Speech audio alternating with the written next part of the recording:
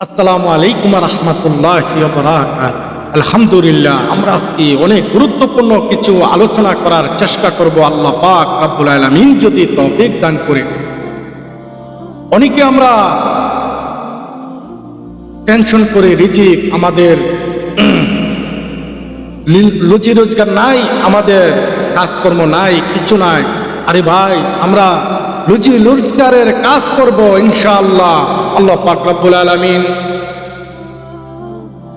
আমাকে আপনাকে দুনিয়ায় পাঠাবার আগে আল্লাহ পাক রব্বুল আলামিন আমার আপনার রিজিকের ব্যবস্থা করে এই দুনিয়ার জমিনে পাঠাইছেন।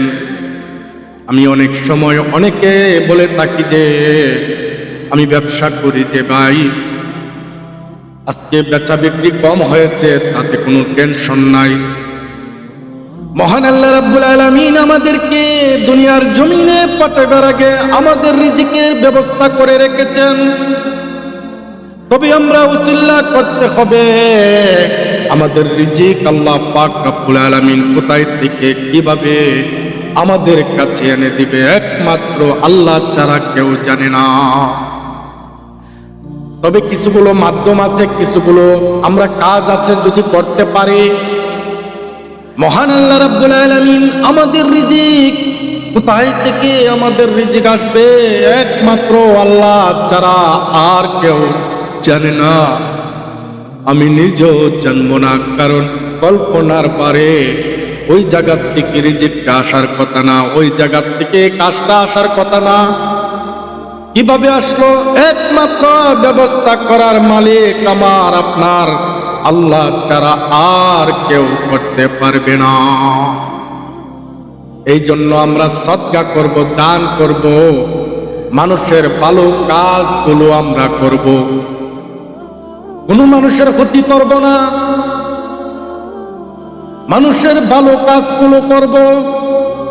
হাঁটবো, আমরা সালাম দিব, সালাম বিনিময় করব। সালাম দেওয়া মানে আপনি 90টা নেকির মালিক হয়ে গেলেন। এই জন্য এই সালাম দিবেন, সদকা করবেন, মানুষের ভালো কাজগুলো করবেন। তার বিনিময় আল্লাহ পাক রব্বুল আলামিন আমাদের রিজিকের ব্যবস্থা করে দিবে। কিসের মাধ্যমে? ভালো কাজ, সালাম, সুবহানাল্লাহ। এগুলো আল্লাহ পছন্দ করে। আপনাকে আমাকে দুনিয়ার জমিনে পাঠাইছেন না খাওয়াই রাখার জন্য না। আল্লাহ পাক রব্বুল আলামিন এই দুনিয়ার জমিনে আমাদেরকে কিসের জন্য পাঠাইছেন আমরা অনেকে জানি না, অথবা জেনেও বুঝি না।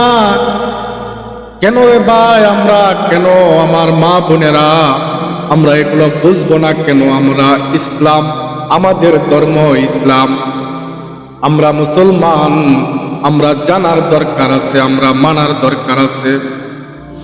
আল্লাহ পাক রব্বুল আলামিন আমাদেরকে একমাত্র বানাবার উদ্দেশ্য হলো আল্লাহর গোলামি করা, আল্লাহর নাফরমানি করার জন্য না, আল্লাহর গোলামি করার জন্য আল্লাহ পাক রব্বুল আলামিন আমাদেরকে বানাইছেন।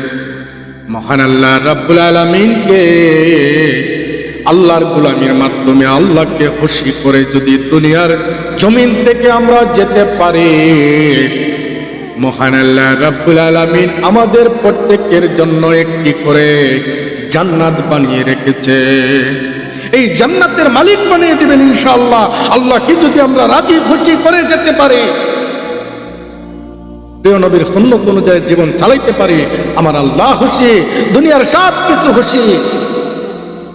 কেউ বেজার হলো না হলো সেদিকে আমার তাকাবার কোনো টাইম নেই।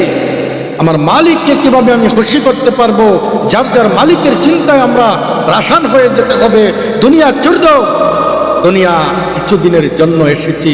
এই দুনিয়ার মায়া, এই দুনিয়ার প্রেমে পড়ে গেলে আমার আখেরাত চলে যাবে, আখেরাত পাবো না। চিন্তা আমার একটি থাকতে হবে যে আমার আখিরাতের চিন্তা করতে হবে, পরকালের চিন্তা করতে হবে, এত বিশাল আকারের জান্নাতের চিন্তা করতে হবে। আল্লাহ পাক কিভাবে চলার জন্য বলেছেন, কুরআন কারীমে বলেছেন, নবী প্রিয় নবী রাহমাতুল লিল আলামিনের হাদিসে বলা আছে, আমরা যেভাবে আমাদেরকে কথা বলছেন, চলার কথা, সেভাবে আমরা চলবো ইনশাআল্লাহ। আল্লাহ পাক যেন আমাদের সেই তৌফিক দান করেন ইনশাআল্লাহ।